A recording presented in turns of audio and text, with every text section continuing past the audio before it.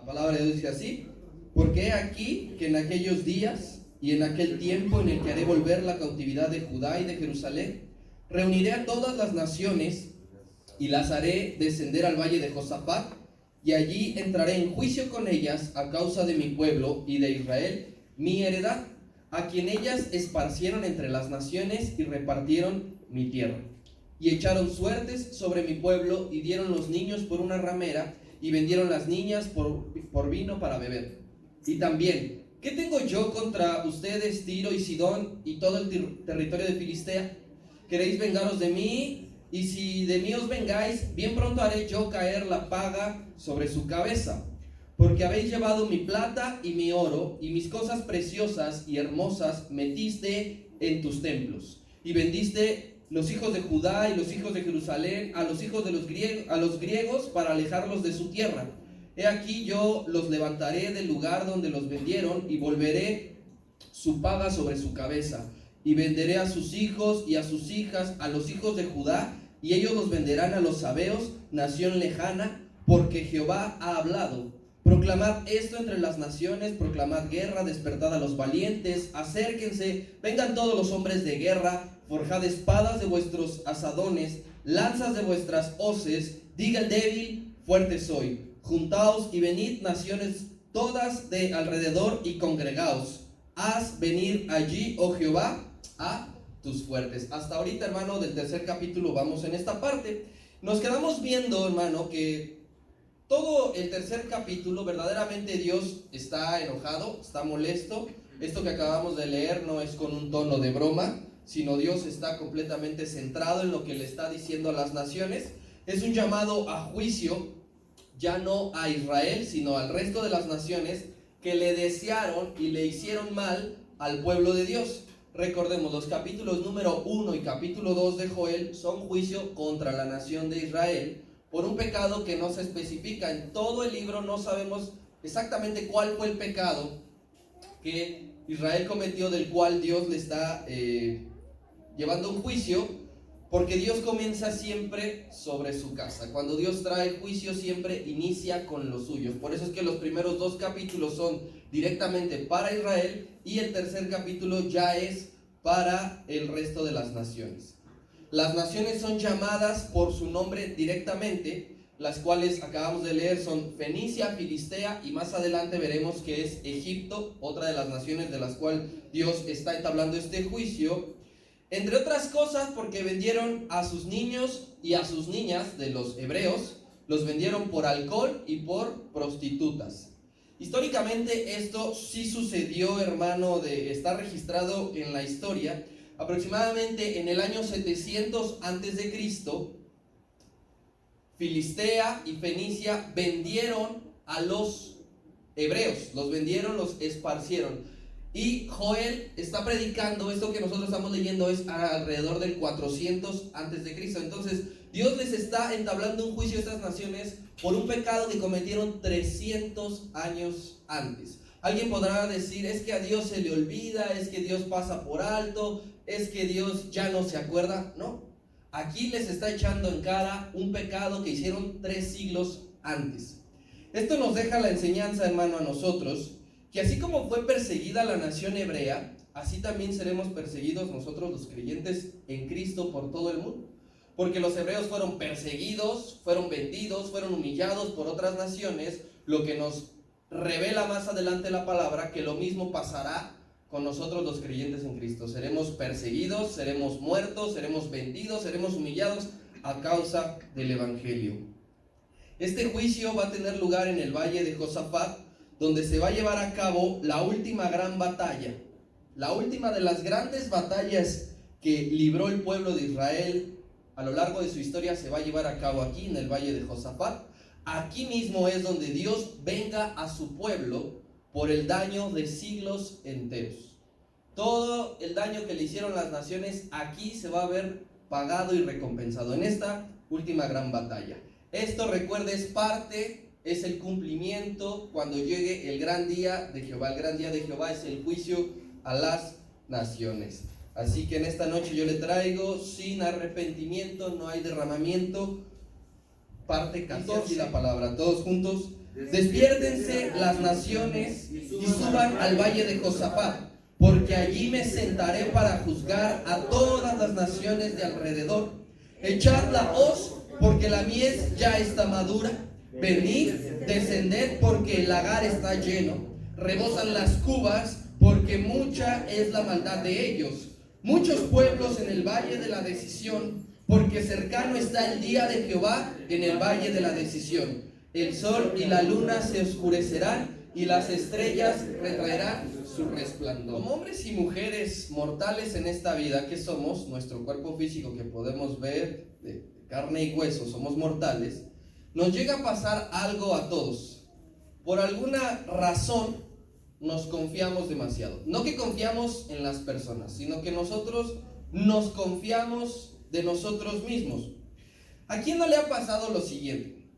Sabiendo que al día siguiente nos tenemos que despertar temprano, que nos tenemos que levantar para hacer nuestras actividades, la noche previa nos quedamos despiertos, hablando con la novia, jugando con los cuates y decimos, sí me paro, ¿no? Al día siguiente sí me paro. Yo sé que me tengo que parar a 5 de la mañana para bañarme y salir a trabajar, sí me paro. Y resultó que no fue así, ¿no? Nos confiamos en que sí íbamos a despertar, pasó una locomotora, tú ni te moviste, al contrario, babeaste como un bebé y resulta que no nos despertamos a tiempo. O también a quien no le pasó esto, típico estudiante que no repasa para el día del examen, hay una fecha establecida, tal día va a haber examen, y se acerca la fecha y tú no estudias porque crees haber puesto la suficiente atención en las clases como para no estudiar todos los días. Y llegada la hora de la prueba, llegada la hora del examen, no te acuerdas de absolutamente nada, y lo repruebas. Nos confiamos en nuestra capacidad, confiamos demasiado en nuestra habilidad, o simplemente porque ya nos resultó un par de veces y pensamos que siempre va a ser lo mismo, ¿no?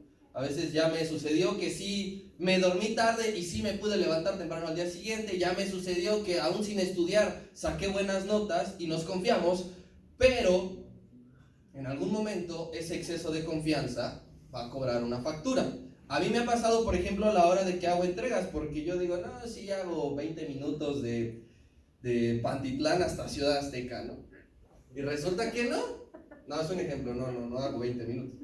Pero yo hago mi plan, ¿no? Y digo, bueno, me desplazo de aquí para acá, de acá para allá, aquí entrego, pasa el metro en 5 minutos, 2 minutos por estación, pim, pim, y resulta que no. ¿No? Que llego y le tengo que decir al cliente, aguánteme, ya estoy a 5 minutos, se le ponchó la llanta al micro, alguien se aventó a las vías, porque me confié. En la fe sucede lo mismo, hermano, muy a menudo nos confiamos en el conocimiento que tenemos por años de cristiano, de que ya he leído la Biblia más de 5 veces, ya sé lo que dice, nos confiamos sabiendo que Dios nos perdona, nosotros sabemos que Dios nos perdona y eso también genera en nosotros un exceso de confianza. Nos confiamos porque a veces decimos, no perderé mi salvación si no voy al culto, si no me congrego, yo sé que hay servicio, yo sé que puedo ir, yo sé que Dios no va a pasar nada si no oro esta mañana porque la verdad tengo flojera. Nos confiamos en la fe también.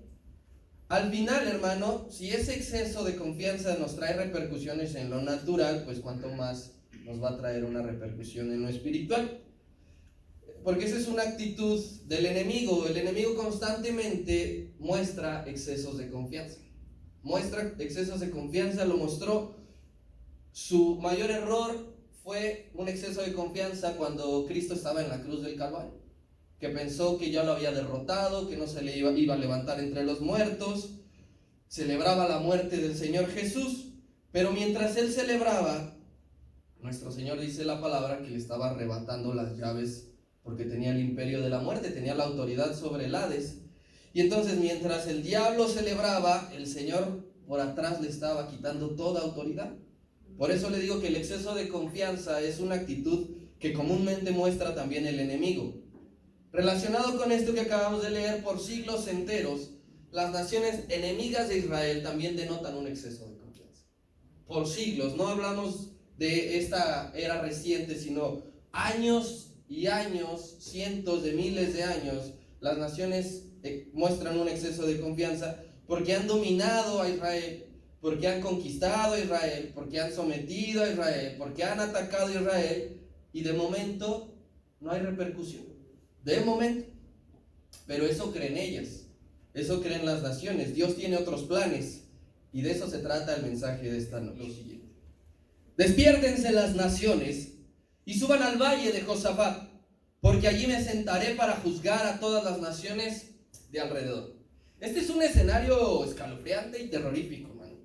No se olvide que están reunidas y están presentes en el valle de Josafat muchísimos ejércitos en posición de combate, en posición de atacar, de pelear, de guerra. Nosotros hemos visto mucha gente, por ejemplo, cuando hay que ir a sacar, los hombres, la cartilla de servicio militar, es muchísima gente.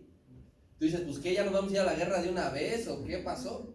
Así, algo están formados en pelotones aquí, ejércitos de muchos países, que usted y yo ni nos imaginamos que sabían pelear o que en ese momento estarán allí. Entonces, imagínense, recuerde este escenario, todos reunidos en un valle, formados para pelear, y también recuerde que en ese momento estarán sucediendo eventos cósmicos, porque los astros del cielo estarán también en ese momento como una clara señal. Entonces, probablemente hay un eclipse, porque dice que el sol retraerá su resplandor, que la luna estará convertida en sangre, y todos los ejércitos formados en un solo lugar.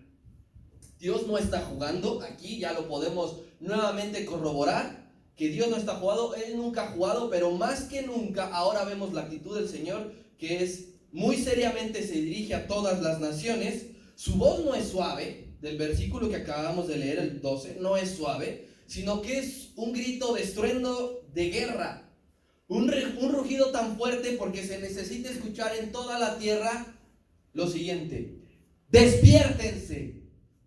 Así habla el Señor. La primera palabra que les dice a las naciones: despiértense. El hecho de estar dormidos, porque para que alguien te diga despierta es porque estás dormido o distraído. El hecho de estar dormido es lo mismo de lo que yo le hablaba hace un momento en la introducción. Un exceso de confianza. Estar dormido igual a exceso de confianza. Es lo que le está diciendo el Señor, en otras palabras: despierta de tu letargo. Naciones, despierten, porque ese exceso de confianza que tú has tenido por años es momento de que cobre factura. ¿Por qué? Siglos enteros atacando e hiriendo a la nación escogida por Dios, humillando a su gente, burlándose de Dios mismo, y algunas naciones no han recibido su castigo aún. No porque el Señor no se haya dado cuenta, simplemente porque el castigo está destinado para el día de Jehová. Usted puede escuchar en las noticias, saber históricamente de muchas naciones, de muchos países que han afectado a Israel y quizá tienen una economía estable. Es una de las potencias mundiales. Su gente es premio Nobel de Ciencia, premio Nobel de Literatura, ganan premios en lo artístico. Y usted dice, si han humillado al pueblo de Israel, ¿por qué son tan bendecidas? Porque su final está destinado para este preciso momento. Porque ellas seguirán mostrando un exceso de confianza, ellas seguirán sin darse cuenta hasta que el Señor les diga: despiértate. Es el momento de que me des cuentas de años y años y siglos de castigo para mi pueblo. Países y líderes que maldicen a Israel y le desean lo peor. Yo ahorita le traigo dos casos, por ejemplo, Rusia y Siria, que son de los enemigos más fuertes que ahorita tiene Israel, y podemos ver que Rusia, pues es un país muy potente, ¿sí? Después de China y los Estados Unidos, Rusia ahí va, armamento militar y nuclear, su ejército es muy poderoso, pero desea con todas sus entrañas que Israel sea desaparecido, arraigado. ¿Sí? Si nos vamos a las profecías, será uno de los países que atacará a Israel sin piedad en su momento. Siria lo mismo. Otras tantas naciones sí ya han recibido solamente un adelanto de lo que está descrito aquí. Una probadita, parte del pago de la venganza de Jehová, como marca la palabra del Señor, que Él vengará a su pueblo. Por ejemplo, Egipto y Babilonia han recibido ya parte del pago por este castigo, por este juicio. Hoy Egipto no existe prácticamente en el plano, como antes, como la potencia que era, pero no ha terminado el Señor. Este día, en el valle de Josafat, Egipto, Babilonia, Fenicia, terminarán de ser exterminadas por el Señor. Ese día. ¿Sí? Entonces, hay naciones que todavía no reciben su justo castigo y hay naciones que solamente dan una probadita de la ira del Señor. Ese día, en el valle de Josafat, será la derrota definitiva para todos los ejércitos. ¿Cuántos creen eso? ¿Cuántos dicen amén? ¿Cuántos oran todavía por Israel? Amén. En las escrituras, hermanos, nosotros encontramos, por ejemplo, en el Antiguo Testamento, que diversas ciudades afligen a Israel. En el Nuevo Testamento, en el contexto, está marcado por un sometimiento de parte de un imperio. Todo eso, hermano, traerá consecuencias. Todo eso tendrá una cuenta que saldar y las naciones lo pagarán. Vaya usted conmigo al libro de Apocalipsis, capítulo 16. El sexto ángel derramó su copa sobre el gran río Éufrates, y el agua de este río se secó para que estuviese preparado el camino a los reyes del oriente, de donde vendrán ejércitos que atacarán a Israel. Y vi salir de la boca del dragón, y de la boca de la bestia, y de la boca del falso profeta, 3 espíritus inmundos a manera de ranas, pues son espíritus de demonios que hacen señales y van a los reyes de la tierra en todo el mundo. ¿Para qué? Reunirlos a la batalla de aquel gran día del Dios Todopoderoso. Aquí es el mismo día, Joel que está hablando del gran día del Señor, y aquí cuando suelte la copa el sexto ángel es el mismo escenario, ¿sí? Las naciones serán engañadas por 3 demonios, ¿sí? Que harán señales, ¿sí? Y se reunirán, las llevarán, aquí dice, para el día de la gran batalla. Estamos hablando del mismo día, del día grande de Jehová. Dios hará el llamado, como acabamos de leer en Joel capítulo 3, versículo 12. Despiértense. Ese es el llamado, es el momento de que se reúnan para la batalla. Dios hace el llamado. Y muchas naciones estarán presentes. Usted lo puede ver en el mismo Joel capítulo 3, 14, que no van a ser pocas naciones. Dice, muchas naciones van a responder a ese llamado, ¿sí? Dios hace el llamado, muchas naciones responden, pero esas naciones estarán impulsados por espíritus demoníacos. Por espíritus demoníacos. Si usted ve los grandes ejércitos, todas las armas que crean, todas las estrategias de batalla que hacen, no es por habilidad humana, es porque están siendo influenciados por demonios. Cuando alguien crea un arma nociva de destrucción, ¿usted cree que eso traería bendición a la tierra? ¿Sí? Cuando soltaron las bombas atómicas en Hiroshima y Nagasaki, y que todavía después de 60 y tantos años sigue trayendo repercusión a las personas, ¿sí? Chernobyl, lo mismo. Entonces, aquellas personas que crean estas armas, que aunque hagan pruebas en el océano, es porque son impulsados por espíritus demoníacos. Cuando llegue aquel gran día de la reunión de la batalla, no creen que van a llegar con su resortera cada uno. No van a venir con su mataperros. Van a sacar lo mejor que han preparado, lo que han sido impulsados y también provisto para ese gran día, hermanos. Entonces Dios hace el llamado y las naciones se reúnen porque son impulsados por espíritus malignos, porque dice la palabra en el libro de Joel que habrá mucha maldad. Habrá mucha maldad. Entonces ese día estará reunido la crema innata de los asesinos, de los violentos, de los malos. Lo peor de lo peor estará allí, todos juntos, reunidos por una causa: aniquilar a Israel. Aniquilar, ¿sí? Esto que es lo que impulsa a los espíritus demoníacos a las naciones, se va a ver traducido en odio hacia el pueblo de Israel.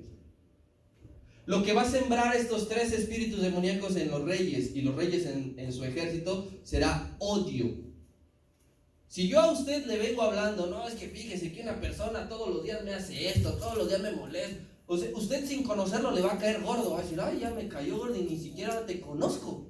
Lo mismo se tratará aquel gran día. Las naciones estarán tan reunidas en vamos a matar a Israel, mira a su pueblo, saquearon a los palestinos, le robaron su territorio, mira, no se mueren, se multiplican como plagas. Y entonces eso que sembrarán los espíritus demoníacos será odio para Israel.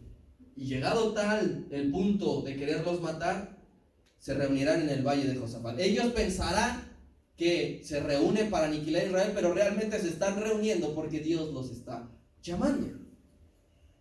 Usted observe esa parte, es el monte o la parte de montes más importante de Israel. Israel es un país plano y sus elevaciones no son muy altas, pero es esa parte ahí donde estará reunido lo que acabamos de leer. El lugar de juicio, ya se lo comentamos, es el valle de Josafat. En la palabra también lo acabamos de leer, viene como el valle de la decisión, pero también viene mencionado como el valle de Cedrón. Cualquiera de estos tres nombres se está refiriendo al mismo. Usted ve ahí Cedrón, ¿sí? Entre Monte Moriah y el Monte de los Olivos, esa franja verde que usted ve ahí es un valle. Es una foto aérea, ¿sí? Por eso es que se ve, digamos, plano, pero en realidad todo ese río entre las dos líneas punteadas de rojo es el valle de Josafat.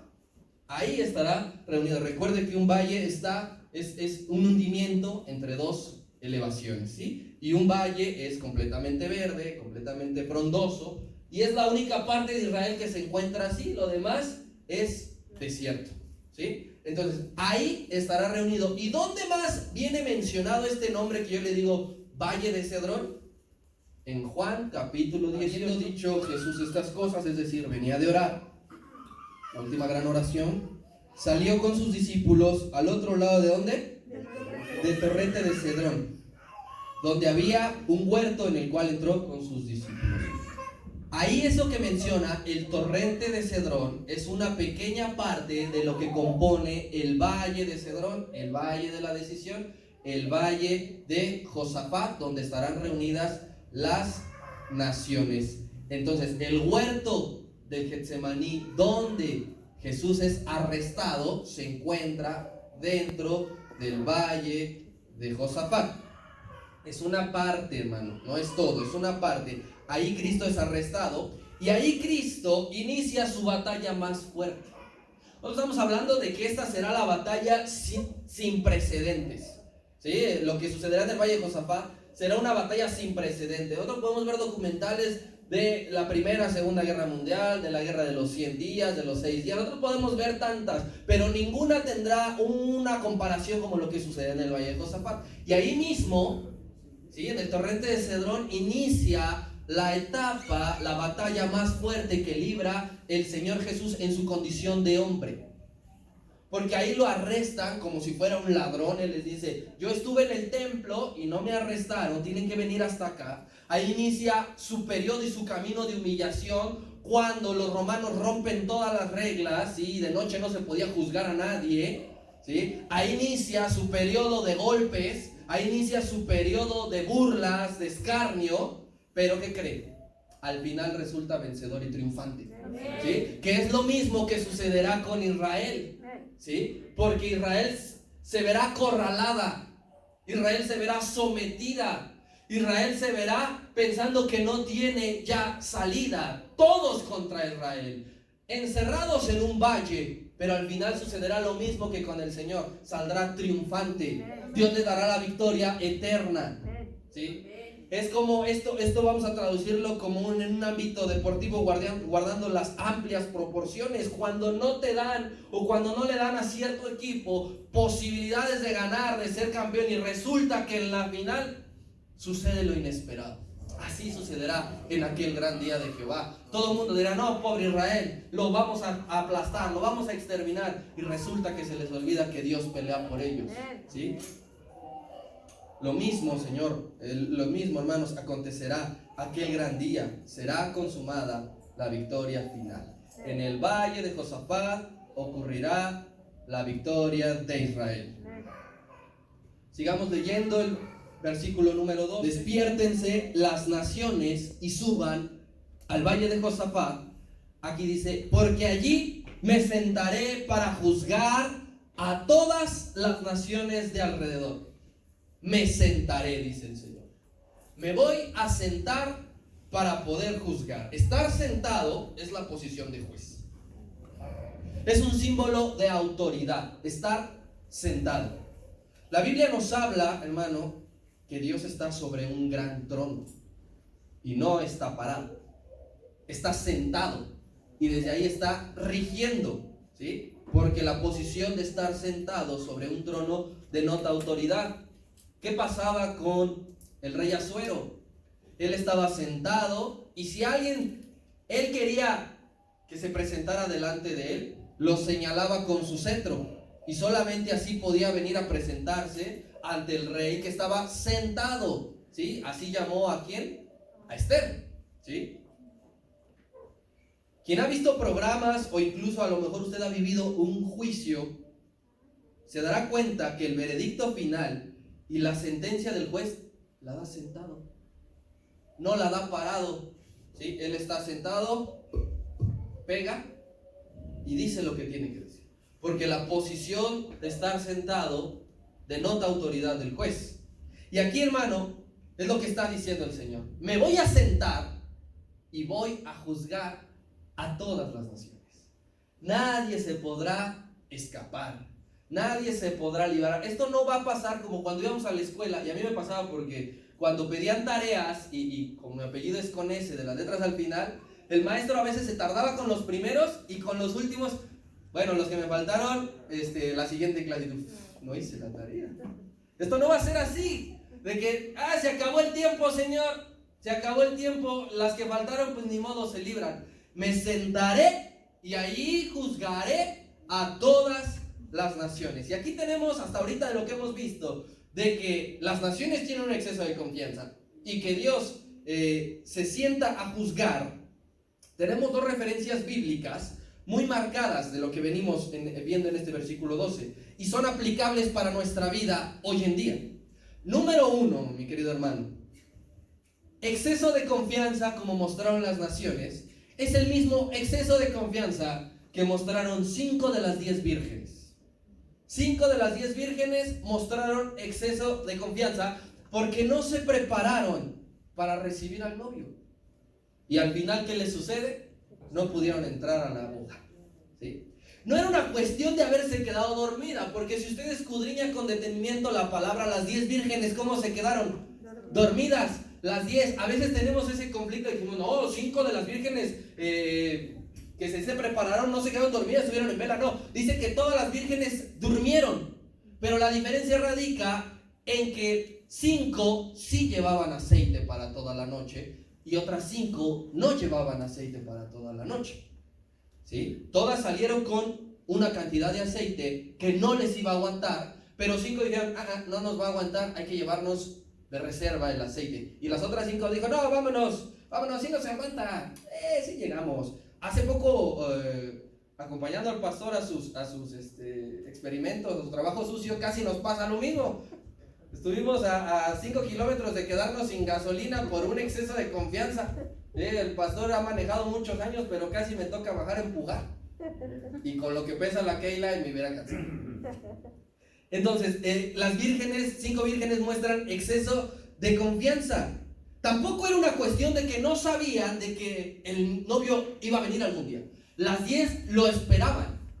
Las 10 sabían que iba a venir tarde que temprano, ¿sí? Pero 5 no prepararon aceite de reserva y generaron un exceso de confianza. Mateo capítulo 25 dice, las insensatas tomando sus lámparas cayeron en un exceso de confianza.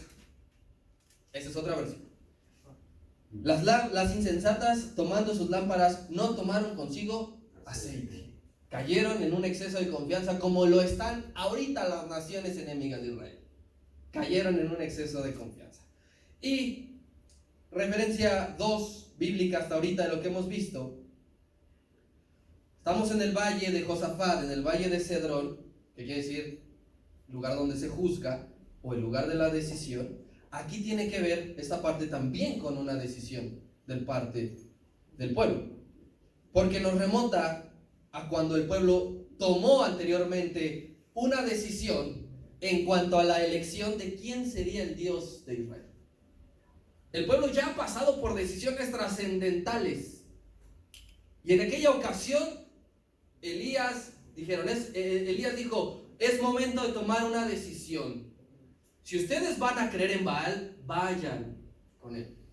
Pero si ustedes van a creer en Dios, sírvanlo con todo su corazón. Vea el momento culminante de un valle de decisión en la nación de Israel. Primera de Reyes 18. Y se les acercó Elías, los confrontó cara a cara a todos, no se le arrugó. Y dijo, ¿hasta cuándo ustedes van a claudicar entre dos pensamientos, entre dos dioses? Si es Jehová, decídanlo de una vez y síganlo. Y si es Baal, el Señor no se los está impidiendo, ni yo tampoco, pero vayan en pos de él. ¿Y el pueblo qué hacía? No decidía. No decidía. Entonces la nación de Israel ya ha pasado por el valle de la decisión. Ambas referencias que le acabo de mostrar convergen en un punto clave para nosotros, hermano. Lo más importante de la vida de fe es el hecho de que nosotros tomamos una decisión hace tiempo. No sé cuánto llevamos específicamente cada quien de haber tomado la decisión y de reafirmarla todos los días, pero en algún momento decidimos seguir a Cristo, dejarlo todo por Él. Y esto es diariamente para que no genere en nosotros un exceso de confianza. La decisión que tú tomas todos los días la reafirmas para que no te confíes, hermano. Para que no suceda lo que le pasó a las circunvírgenes. Para que no le suceda lo que le pasa a las naciones que caen en un exceso de confianza. Nosotros cruzamos ya el valle de la decisión. He decidido seguir a Cristo, dice un canto, no vuelvo atrás y no caigo en un exceso de confianza, ¿sí? Porque ese exceso de confianza en la vida de fe terminará siendo mortal para nuestras almas. El exceso de confianza que tú llegues a mostrar en la vida de fe es mortal para tu alma. Tenemos que tener ahí mucho ojo. Versículo número 3. Echad la hoz, porque la mies ya está madura. Venid, descended, porque el lagar está lleno. Rebosan las cubas, porque mucha es la maldad de ellos. Esa parte que dice cubas, no se vaya con la pinta ni se emocione. Y habla de barriles, ¿sí? Son barriles. Y ahorita les explico, sí, porque dijeron, una bien sudada. Este versículo, hermano, nos deja en claro, a base de metáforas, qué es lo que sucederá cuando se cumpla el tiempo. Cuando llegue la hora que Dios tiene señalada, ¿sí? Usted activa su alarma, su despertador, un reloj, el celular, y exactamente suena a esa hora. Dios tiene una hora y un día señalado para que esto suceda. Cuando llegue eso, habrá dos metáforas que nos van a decir esto, que se ha llegado la hora. Dios dará la orden, hermano, de que sea echada la hoz, ¿sí? Cuando ya estén reunidos ahí, el Señor es tan creativo y tan inteligente porque los hará reunir, y cuando los reúna a todos les va a echar la hoz y se va a pepenar a todos sin despeinarse. Echará la hoz. ¿Qué es la hoz? Recuerden, es una herramienta agrícola, ¿sí? Que se utiliza, es muy afilada, no son como estas tijeras barrilito de punta redonda, es muy afilada, es para cortar, para la hora de la siega, sobre todo el cereal, que ese es lo más complicado. ¿Sí? ¿Usted dónde puede ver esta imagen? Si todos tenemos en mente la bandera de la Unión Soviética, de la URSS, de la bandera comunista, ¿sí? Ese como garfio, ese es una hoz. Y lo que está diciendo el Señor, le está diciendo a un ángel, ahora sí, ya están aquí reunidos todos, suelta la hoz, porque ha llegado la hora, ha llegado el día indicado. Antes, hermano, de esa indicación, antes de que Dios diga, suelten la hoz, todavía hay tiempo. todavía hay tiempo, pero soltada esa frase, cuando Dios diga al ángel, soltad la hoz, ya no habrá tiempo. Y todas las naciones, y todas las vidas, y todas las personas ahí representadas, sufrirán el castigo, el juicio, la ira de nuestro Dios. No hay nada más que hacer. Cuando Dios diga soltad la hoz, nada ni nadie podrá salvarlos. Apocalipsis capítulo 14. Y del templo salió otro ángel, clamando a gran voz al que estaba sentado sobre la nube: mete tu hoz y ciega, porque la hora de cegar ha llegado, pues la mies de la tierra ya como está, madura. A este ángel, que no sabemos su nombre, se le será encargado soltar la hoz, porque Dios dice, ya está madura.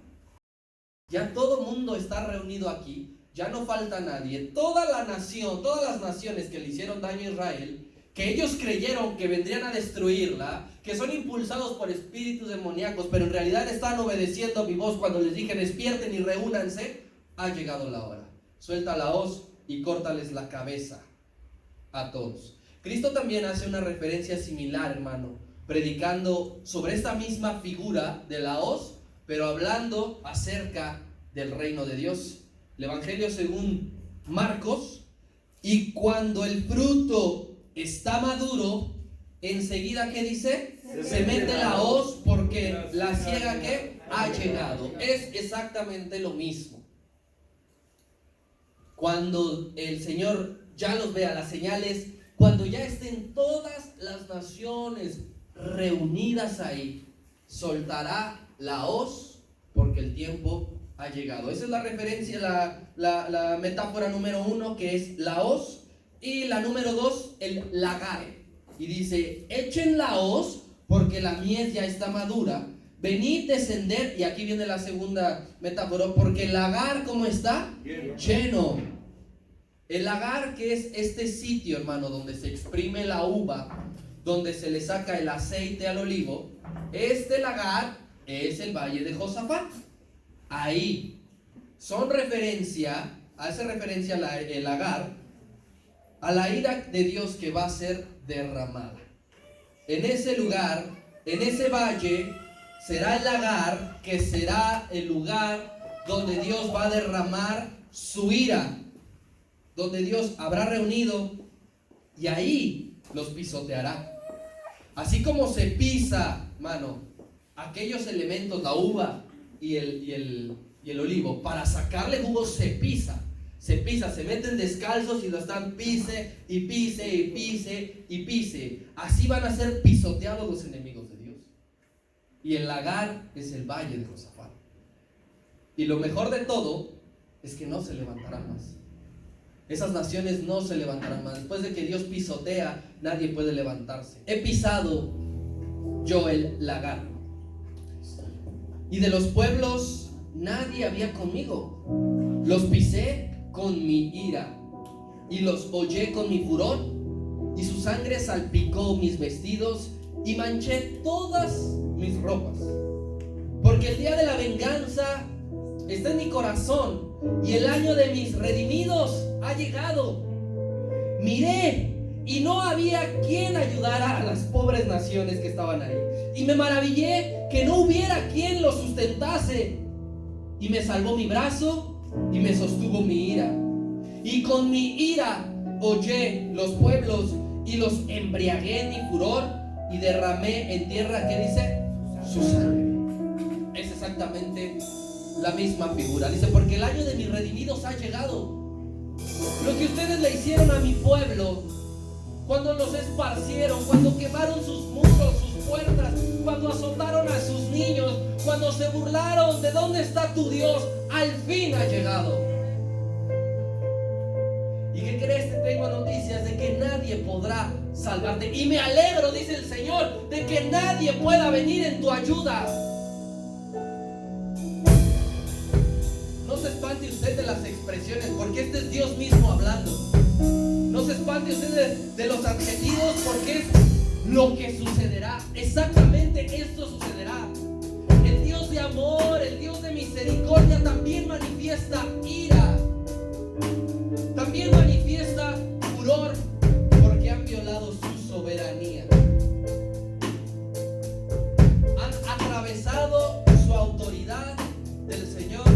nadie puede sobrevivir ante ello. Así que en esta noche, hermano, tú y yo sabemos que ese día ha de cumplirse.